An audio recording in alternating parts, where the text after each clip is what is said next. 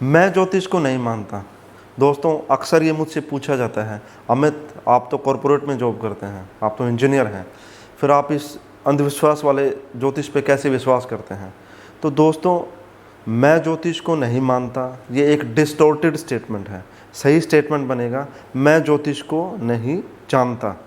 और जब हम किसी विषय को नहीं जान रहे होते हैं तो हम उसे जनरलाइज कर देते हैं कि हम उसे नहीं मानते। दोस्तों, मानने में एक सामूहिक इन्फ्लुएंस है, जानने में एक निजता है, एक प्रयास है। मेरी मानने से और जानने तक की यात्रा ज्योतिष की 16 वर्ष की है और मैं प्रयास करूँगा मेरे जो जानने के अनुभव हैं मैं आपके साथ शेयर करूँ। दोस्तों, ज्योतिष का उद्गम यानी सोर्स उसका वेदों से ही है। 4 वेद हैं, 6 वेदांग हैं, शिक्षा, कल्प, व्याकरण, छंद, निरुक्त और ज्योतिष। ज्योतिष को वेदों के नेत्र बोला गया है। और अगर हम ज्योतिष का भी छंदी विच्छेद करें तो ज्योति जमा ईश बनता है, यानी ईश्वर की ज्योति, वह ज्योति जो हमें अंधेरे से उजाले की तरफ लेके जाने का काम करती है।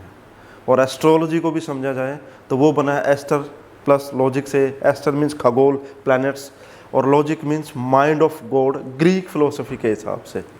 तो दोस्तों, ज्योतिष हमारे जीवन का हिस्सा है, ये अलग से कोई साइंस नहीं है, ये हमारे जीवन का हिस्सा है। जैसे आयुर्वेद हमारे जीवन का हिस्सा है, जैसे योग हमारे जीवन का हिस्सा है, वैसे ही ज्योतिष भी हमारे जीवन का हिस्सा है।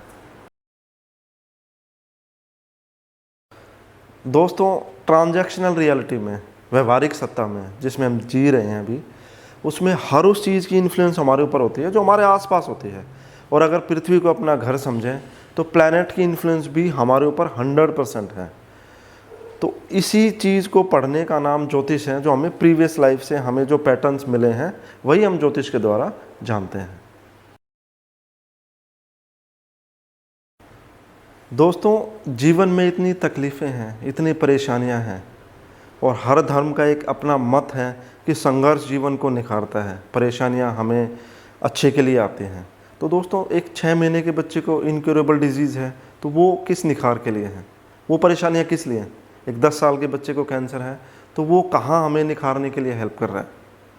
तो दोस्तों, ऐसे हर धर्म के हिसाब से अपने बने मत हैं, लेकिन बेस्ट सूटेड जो जस्टिफाई करती है बात, वो है लॉ ऑफ कर्मा की, जो हमें बताती है कि प्रीवियस लाइफ बर्थ से कुछ कैरी फॉरवर्ड लेके आए हैं हम लोग, जिसे हमें यहीं कंज्यूम करना है और आगे बढ़ना है। और इसी यात्रा को हम जान सकते हैं, ग्रहों की पोजीशन के हिसाब से डिकोड कर सकते हैं। और एक कैपेबल एस्ट्रोलॉजर इन बातों को रीड करके आपकी यात्रा को बता सकता है आपको।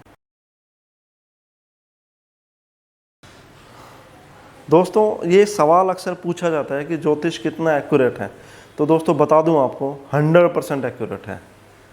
इसमें 2 कंपोनेंट हैं जो जान लेना ज़रूरी है। एक फिक्स कंपोनेंट है और दूसरा वेरिएबल कंपोनेंट है। फिक्स कंपोनेंट क्या है कि ग्रहों की पोजीशन, नक्षत्रों की पोजीशन फिक्स है, तो हमारे साथ जो एनवायरनमेंट मिलना है हमें वो फिक्स है। लेकिन उस एनवायरनमेंट में हम कैसे बिहेव करेंगे वो एक वेरिएबल कंपोनेंट है जो डिपेंड करेगा पर्सन टू पर्सन। उसके थॉट कैसे हैं और वो थॉट बने कैसे, वो थॉट बने हमारी सोशल अपब्रिंगिंग से, हमारे एजुकेशन के लेवल से, हमारे इकोनॉमिक कंडीशन कैसी है उससे, और हमारे रिलीजियस बिलीफ क्या हैं उनके आधार पे हमारी सोच बनी। तो एक कैपेबल एस्ट्रोलॉजर ये तो रीड कर पाता है कि हमारे फिक्स पैटर्न क्या हैं, फिक्स कंपोनेंट क्या हैं ज्योतिष के माध्यम से, वेरिएबल कंपोनेंट को रीड नहीं कर पाता। एक कैपेबल एस्ट्रोलॉजर ये भी अगर रीड करता है कि वेरिएबल कंपोनेंट क्या है तो प्रेडिक्शन 100% एक्यूरेट होगी दोस्तों।